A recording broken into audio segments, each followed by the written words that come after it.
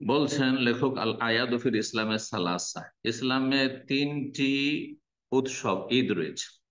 তিনটি ঈদ রয়েছে। এতদিন পর্যন্ত দুটো ঈদ জানতেন, কিন্তু তৃতীয় ঈদটাও যে আমরা জানি কিন্তু অনেকে খেয়াল করি না, এটি হাদিস দ্বারা প্রমাণিত, সেটি সেখানে উল্লেখ করেছেন। এক নম্বর ঈদ উল ফিতর, যেটি হচ্ছে পহিলা সওয়াল, প্রতি বছরের সওয়াল মাসের প্রথম তারিখ। রমজান শেষ হলো, আল্লাহ রাব্বুল আলামিন আমাদেরকে সিয়াম কিয়ামের তৌফিক দিলেন এবং মোবারক মাস আমাদের সামনে দিয়ে অতিক্রম করে গেল। যারা ভাগ্যবান তার ভাগ্যবান হলো, হতভাগা হতভাগাই থাকলো।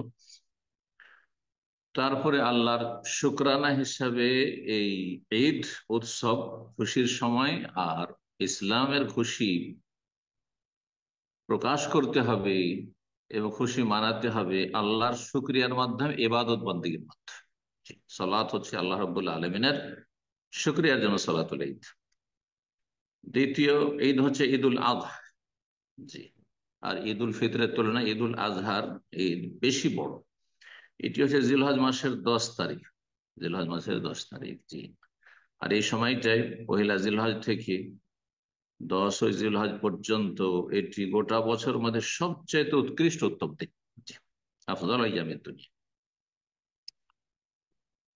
যাতে গুরুত্বপূর্ণ একটি ইবাদত হজ রয়েছে এবং এতে রয়েছে উযহিয়া, কুরবানি, হাদি, এছাড়াও অন্যান্য আরো ইবাদত বন্দেগী রয়েছে। 3 নম্বর ঈদ হচ্ছে সাপ্তাহিক ঈদ। দুটো বাৎসরিক ঈদ, আর এটি হচ্ছে সাপ্তাহিক ঈদ, ইয়াউমুল জুমা, জুমার দিনে। এই মর্মে হাদিস রয়েছে সুনান ইবনে মাজাহ 1088 নম্বর হাদিস। হাদিসে রাসূলুল্লাহ সাল্লাল্লাহু আলাইহি ওয়াসাল্লাম বলছেন, ইন্না হাযা ইয়াউমু ঈদ, জুমার দিনকে কেন্দ্র করে বলছেন যে এটি হচ্ছে ঈদের দিন, উৎসবের দিবস। জানাহুল্লাহু লিল মুসলিমিন, যেটি আল্লাহর মুসলিমদের জন্য নির্ধারিত করেছেন, মুসলিমদের ভাগ্যে জুটিয়েছেন। বলুন আলহামদুলিল্লাহ। তো জুমার দিন হচ্ছে সৈয়দুল আইয়াম, সবচেয়ে শ্রেষ্ঠ দিন সপ্তাহের। আর এটি হচ্ছে সাপ্তাহিক উৎসবের দিন।